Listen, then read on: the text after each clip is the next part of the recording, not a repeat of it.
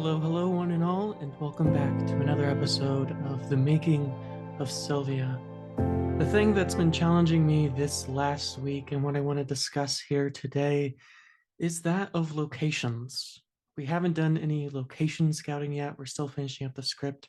Of course, we still have 2 years before we go into production. We're looking at June or July of 2025. But until then, there's still a lot of things we got to get done. I'm hoping to get the script done by September, although these last couple of days, as I've gone through the script, there's been less and less and less to edit. And the way I write isn't perhaps the typical way most people write. Instead of writing 4 hours a day, 8 hours a day, whatever it is that most writers do, which I have no idea, I simply write 100 words a day. I do 100 words every single day. Now, on its own, 100 words doesn't seem like that much. That's a paragraph, maybe two, maybe a page of a script if the dialogue is short. But 100 words a day, you do that 365 days a year, which I do it every single day. That's 36,500 words a year. 36,500 words a year is 2 feature-length screenplays. It's 100-page of a novel. I believe anyone who wants to be a writer should start with some sort of system like this. It's more about the pattern. It's about coming back again and again and again. It's not so much about the words you write, what words you write. You could just write, "All work and no play makes Jack a dull, dull boy" a dozen times to get your 100 words. The point is that you're writing every single day. You're challenging that part of your brain to constantly create stories, to constantly see the world as a story. And so with the first draft, that was pretty easy. It took me 5, maybe 10 minutes a day because everything I was writing was new. But now that the first draft's been done for close to a year now, we've been in serious edits. And that's typically how my work goes. The first draft of any script typically only takes me about a month, maybe 2 months, depending on how inspired I am. My first feature, Sir Mel Hayes, which I directed with my best friend Andrew Harp, who of course is directing this piece too, was written in just 2 weeks. Now, the original version of this script was written a couple of years before we actually produced the film, so it's kind of cheating, but the point is that the first draft never takes me all that long because it's just about putting something on the page, just kind of vomiting onto the script, as it were. It's the second, third, fourth, fifth, 10th, 20th, 30th draft where things get to become challenging. And the way it works for me is I revise a draft until I've hit 100 words that day. So maybe that's 10 pages, maybe that's 30 pages. And of course, the longer you do this process, the less that needs revising, the more of the script you get through. So what once took me 10 minutes to do is now taking me 40, 50 minutes to do because I'm going through a lot more of the script, typically at least one scene per day. And since there's only 7 scenes in this film, each scene is like 30 pages. But for me, I'm done when I can get through the entire script without changing 100 words, which I haven't gotten to yet, but each day gets a little bit closer to that. Yesterday, I went through like 60 pages without changing a single word, and that just means I'm very close. Now, it can be easy to always change something. It can be easy just constantly changing something until the end of time. And I think a lot of people get caught up in that. They're so terrified that their script or their story or the performance or their art isn't perfect that they never release it. They spend their lifetime dedicated to a project that no one ever sees. And there's no point to that. I think of this quote that Lorne Michaels told Steve Martin when he was working at SNL. Steve Martin was working on the script for one of the shorts that they were doing that weekend, and he kept going back to it, and he just couldn't get it right. And he asked Lorne Michaels, "How do you know when a skit is done? How do you know when a joke is ready?" And Lorne Michaels replies, "It's 11 p.m. on a Saturday." And it really is as simple as that. A script is done because it has to be done. And if you don't create deadlines for yourself, if you don't create timelines for yourself, you're going to spend the rest of your life on a specific script or a specific story or a specific novel or whatever it is. You have to create deadlines, even if those deadlines are completely arbitrary. The fact that we're shooting in 2025 in a lot of ways is arbitrary. Part of it is because we have to save up the money to produce the project and there's a lot of things involved, but part of it is because I just like to shoot a film every 5 years and we shot our last film in 2020. So 2025 just feels fitting and we'll shoot our next one in 2030 and on and on and on and so forth. But it is completely arbitrary. But as I mentioned at the beginning of the podcast, this episode isn't supposed to be about writing, even though I've been blabbering on about writing for a couple of minutes now.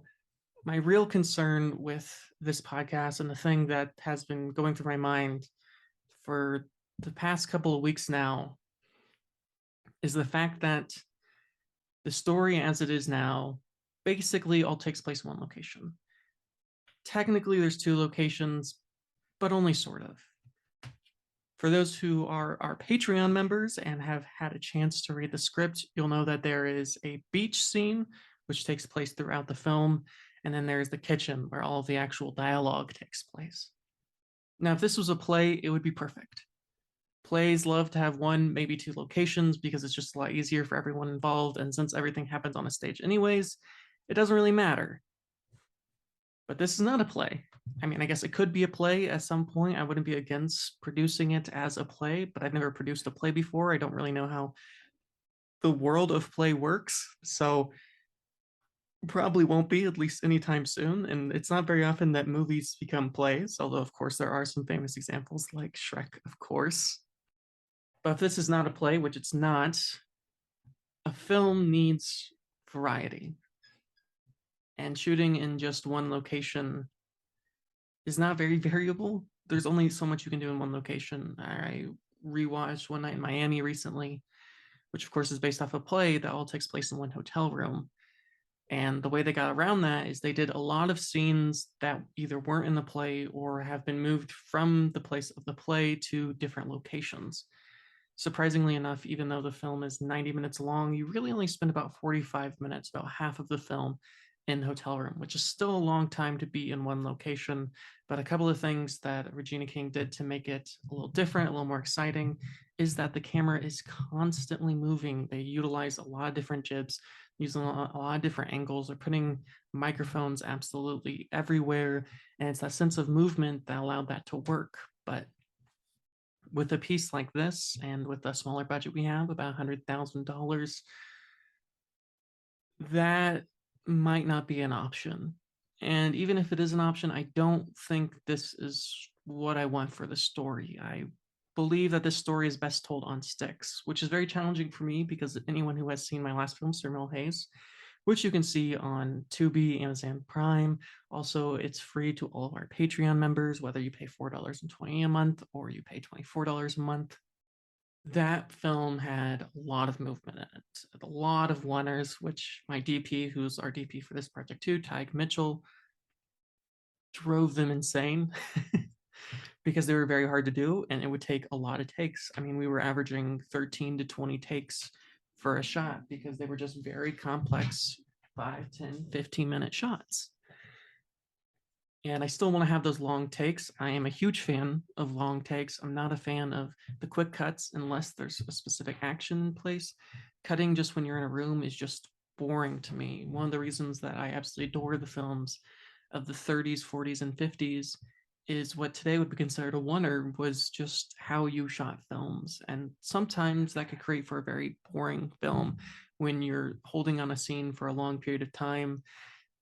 It can be a bit of a drag. But if you're a director who knows what they're doing and challenges themselves to do it correctly, which I hope Andrew and I can do on this picture, it works so much better because you get a visual of the whole world that they're living in. One of the problems with a lot of feature films is their tendency to cut so often because they don't want to drive boredom. The last thing you want in a film is boredom. And so cutting is an easy way to get around that boredom. Even if the writing is boring, even if the visuals are boring, as long as you're cutting so quickly, people will be entertained. Their mind thinks that things are happening, even when nothing really is. But we don't want that. We love long takes. And for this film, we want to be mostly on sticks because it's supposed to represent the sense of claustrophobia that Sylvia Plath feels, the sense that She is trapped in this world. And that's why we're also shooting in black and white in a 4:3 aspect ratio. Because any of you who have suffered with manic depression or something similar know that the world doesn't feel like it's in color. There's just something missing that everyone else seems to see, but you don't, for whatever reason, see. And I'm speaking from personal experience here as someone who has long suffered with manic depression. And I know that when you're in those depressive states, as Sylvia Plath was on the last day of her life, the world does seem like black and white. And that 4:3 aspect ratio creates a sense of claustrophobia, as if you're being closed in on those black bars on the side, just really press against you in a way that I think is perfectly fitting for this film. And likewise, it needs to be on sticks. And by sticks, I do mean basically we're shooting most of it on a tripod, very little movement, which now it's even more challenging because not only are we at one single location, we're also shooting on sticks, we're shooting in black and white, we're shooting in 4:3 aspect ratio.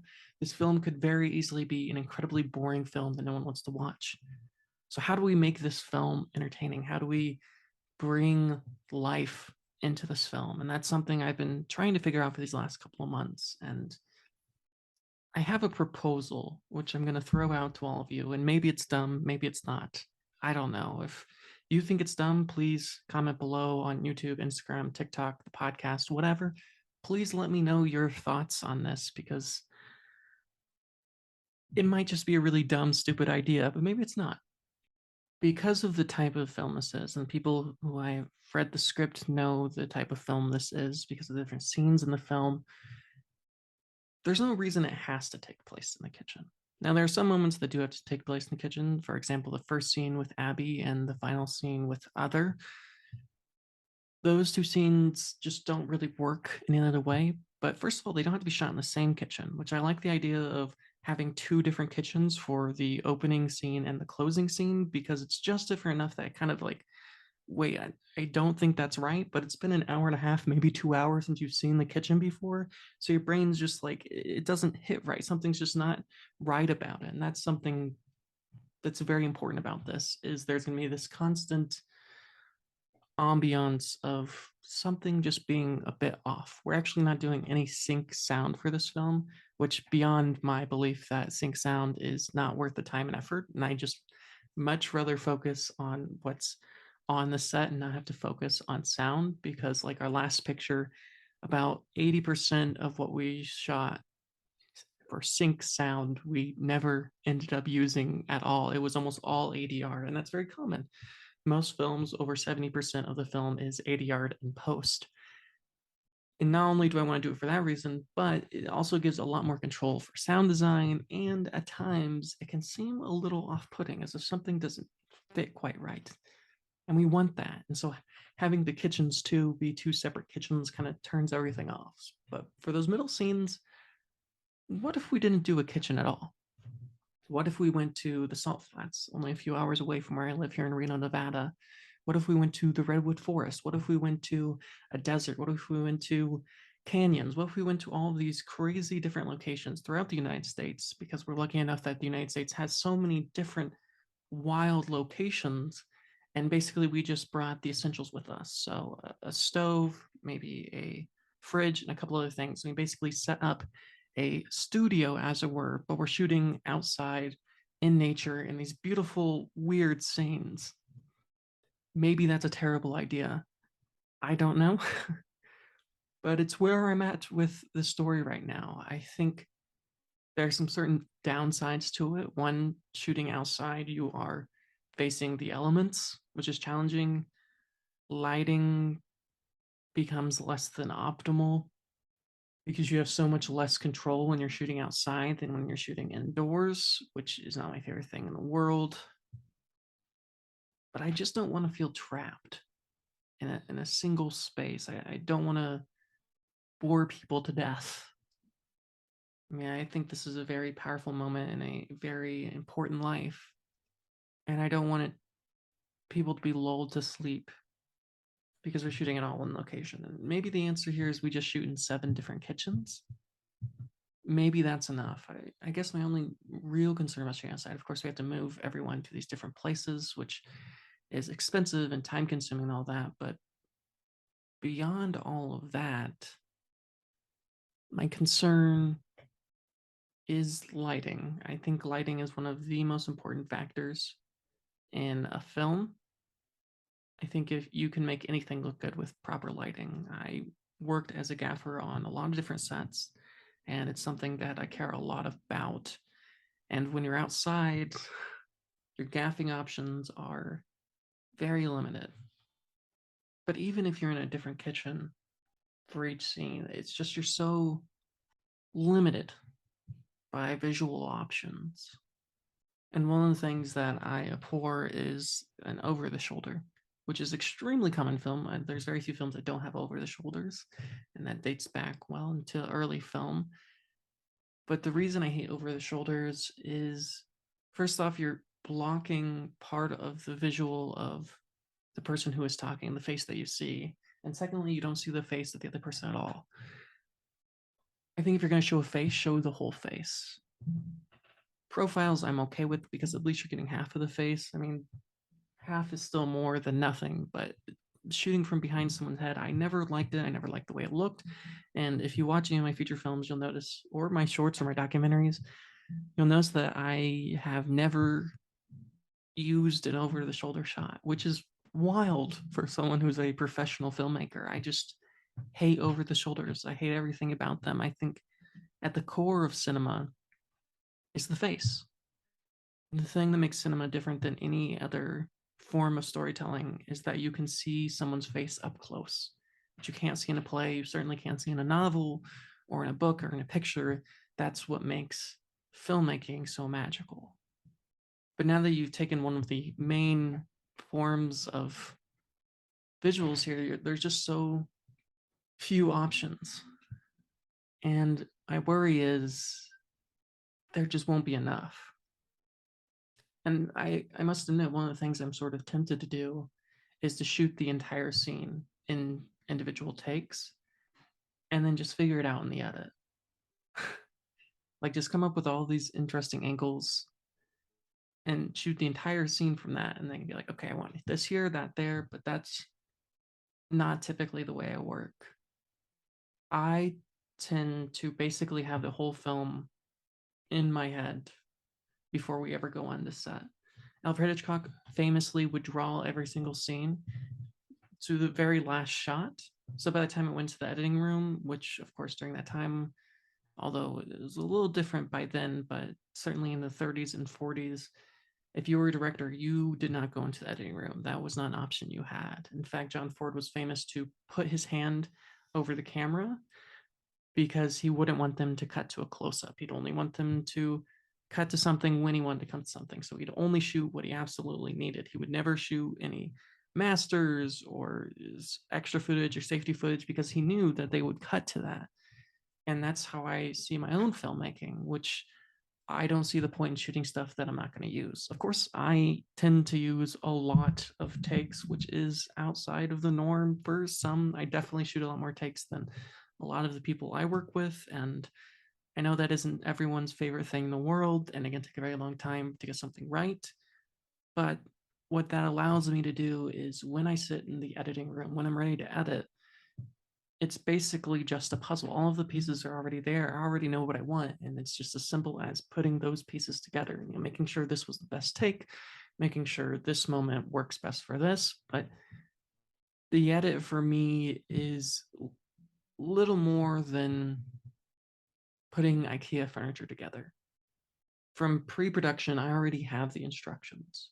And from production itself, I know what the pieces are. I've seen all the pieces. I know what the instructions are. And post for me, when it comes to the visuals, is merely just following those instructions. Now, of course, when it comes to sound design and color grade and all these things, I do allow a lot more oomph and give a lot more space to do things.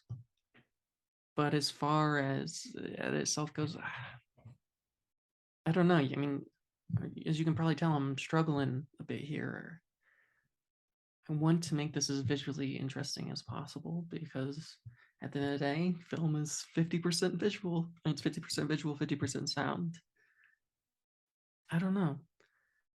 I don't really have an answer here. Maybe you all have a better answer than I do. It's something that I'm going to be discussing with my DP later here on the podcast in a couple of weeks, which you all get to hear. Of course, also, I'll be starting to do meetings with my producer and meetings with my finance guy, which means it won't just be me on the podcast anymore. Of course, all our Patreon members will get this early and exclusive content, including show notes, scripts, shot lists, and so many other things. Strongly encourage anyone listening to check out our Patreon. Not saying you have to join, you still get all the wonderful podcasts. And of course, on our Instagram, The Making of Sylvia, or our production company, Life Through Fiction, you get a lot of cool stuff.